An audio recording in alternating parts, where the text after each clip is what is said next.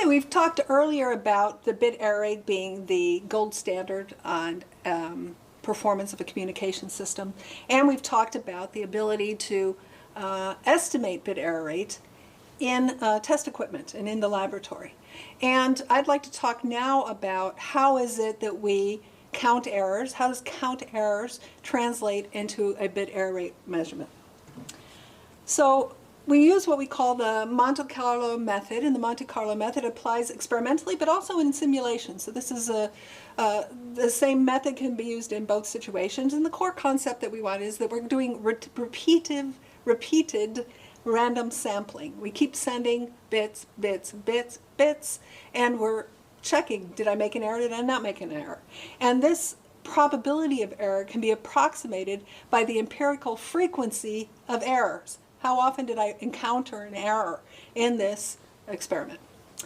So in simulation, what that means is I take my inputs here and I might, simulate the noise that's present. I might simulate the distortion introduced by some equipment, or maybe, and this is the black box. So here I would maybe put my input of what my signal looks like and how much noise there were. And then here in this black box in the simulator, I might put my electronics, my simulator of the electronics, my model of the physical embodiment of the system, and there maybe some distortion is being introduced or some bandwidth limitation is being introduced. But the important thing is I'm pushing bits through, and at the end, I'm in a simulation, I'm omniscient, I know exactly what the bits were that I transmitted, I count the bits, and depending on the frequency of the occurrence of errors, I'm able to produce an estimate of the bit error rate. Now, when I do an experiment, I'm doing something very, very similar. I have equipment which is generating some PRB, some random or pseudo-random sequence of bits, and they're being put into some experimental black box, some pieces of equipment that I've put in there. And at the end, I am either using an error counter and a dedicated bit error rate tester, or I'm using a real-time oscilloscope to capture real-time signals and do DSP after. But in both cases, I can count errors. I can recover, I can know what was transmitted using the equipment I have, and then I can do the same analysis that I did in the simulation, I can also do in the experiment. So let's look at the mathematics behind it, because I'm going to have to tell you about how accurate our estimates are of the bit error rate. And for that, we need a mathematical model. So the bits are modeled as being independent and identically distributed. It's a random variable that, there's a certain probability that I have an error or that I don't have an error.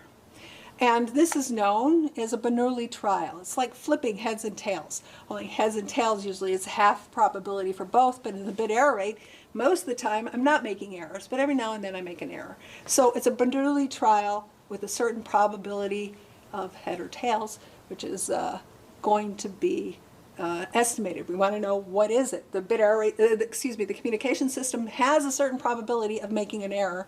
I want to estimate what is that by examining the system. So in this Bernoulli trial, how does that work? There's a probability that this error event, there was an error, has a probability of p, and the event that there was no error has a probability of 1 minus p, and the probability mass function for this Bernoulli trial is given by this expression. Okay, so this is the model for bit error rate in a communication system. Now, I want to come up with an estimator of that probability p. So how am I going to do that? Well, I'm going to start with a couple definitions. First of all, there's the total number of bits I transmit. I sent a whole bunch of bits n.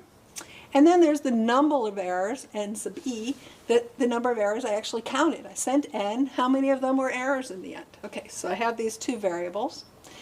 So now the ne, the number of errors, is the sum of the Bernoulli trials. Remember, this is going to be a 1 only when an error occurs. It's going to be 0 all the other times. So when I do the summation here, I'm summing over 0 for when there's no errors. I'm counting the number of errors. Fine. So now the number of errors is the sum of Bernoulli trials, and that we know has a binomial distribution. So this is another random variable. It's a binomial random variable.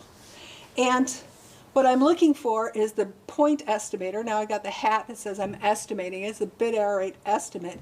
What I'm doing is I said I'm going to use it by just the frequency. How often did an error occur? So I'm going to take the number of errors divided by n. Very intuitive.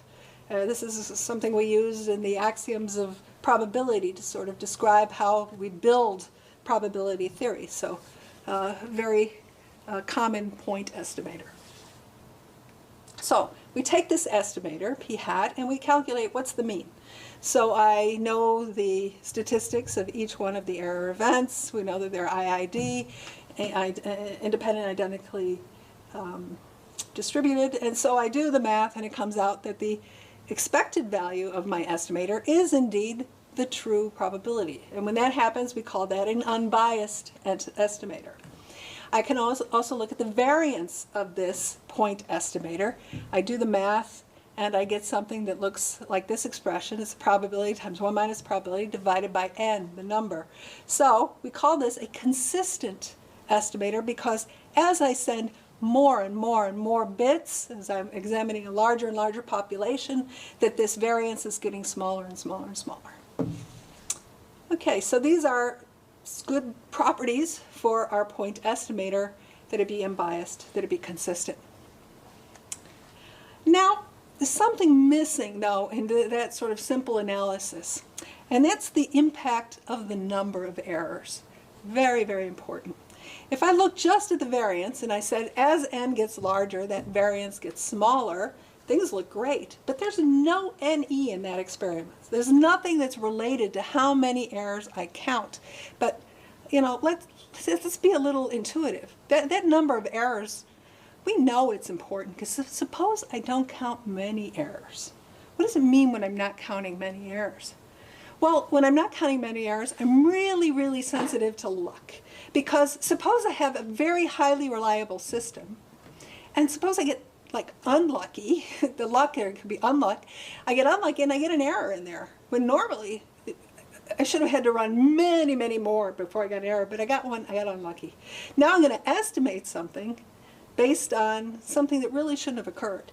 So it's only when the number of errors is large that mathematically the law of large numbers kicks in, and it will help guarantee that I have a good estimate. So that's not expressed anywhere here. This is something else that we have to somehow use our math to take into account to this intuitive importance. So I've put a plot here of something called the relative error, which I haven't really defined yet. We'll do it a little later. But it gives an idea of how bad your error is in your estimator versus the number of errors you count. And so this is something that the fewer errors I count, I'm more likely to be relatively far from the true value, and the more errors I count, I'm likely to be closer to it. So there's a rule of thumb in industry that we use, which is that 10 errors can produce a reasonable estimate. The statistical rigor says keep counting errors. Keep counting errors, you have tons of errors, then your estimator is going to be really accurate. I'm going to be, you know, way down here because I'm counting tons of errors. But then the practical side says, hold it.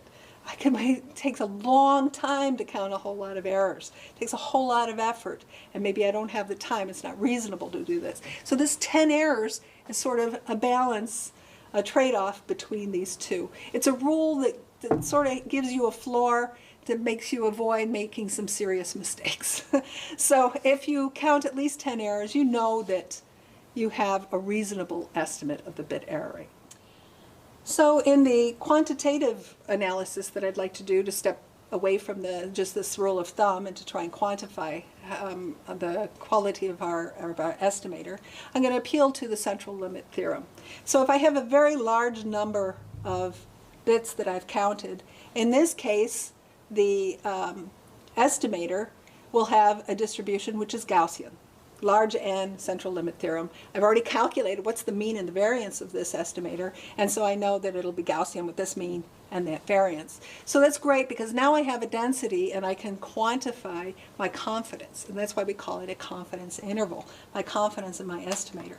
So the idea is I take, I set an alpha, which gives me some probability interval that I'm going to assess using this distribution.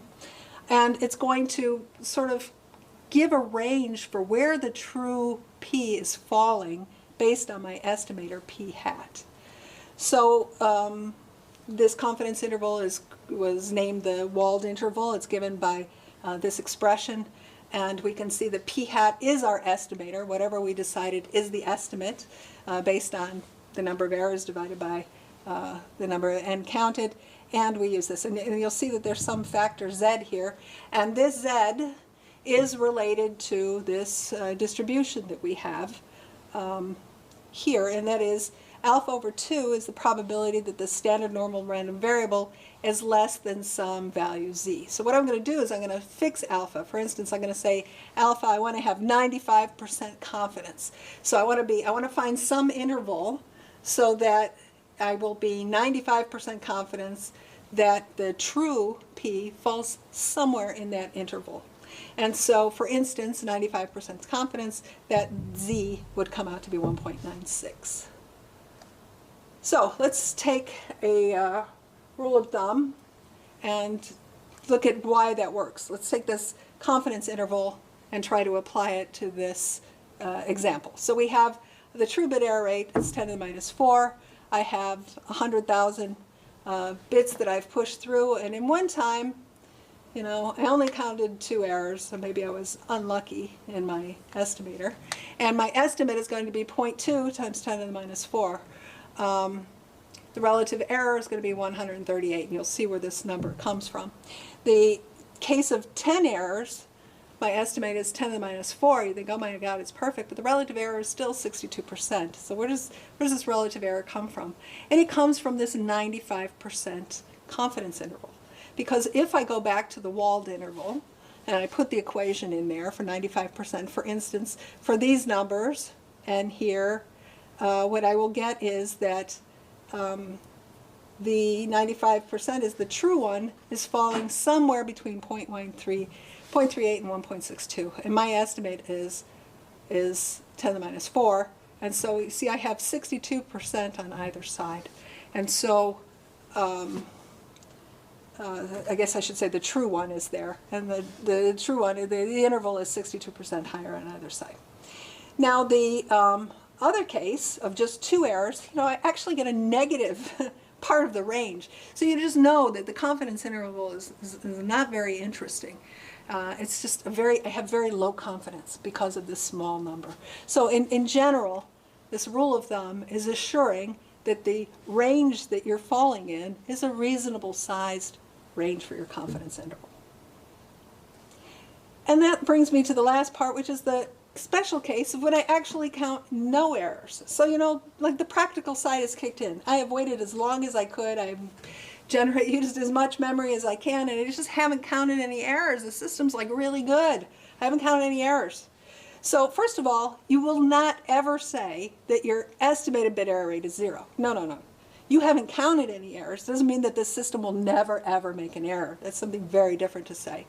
I can't use the Wald interval because, you know, it doesn't work for the case of no errors. So what do I do in the case where I just don't count any errors and I can't wait any longer? Well, what we do then is what we call the rule of 3.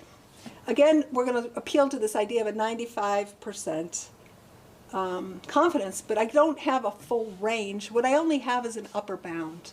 So if I estimate the rule of 3, if I estimate the bit error rate as 3 divided by the number of bits I counted, so I didn't count any errors, but I make an estimate based on I made 3 errors. I counted 3 errors.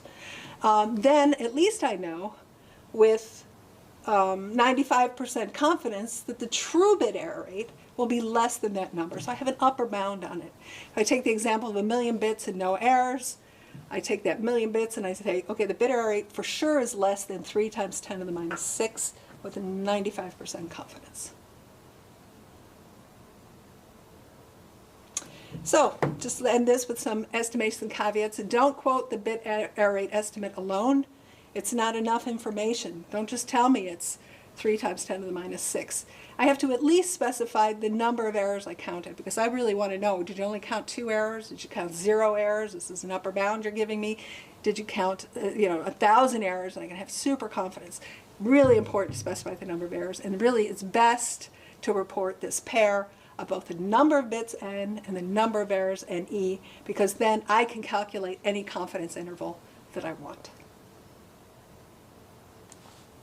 So if you want to do any additional reading on this topic, here are some references that do a deeper dive.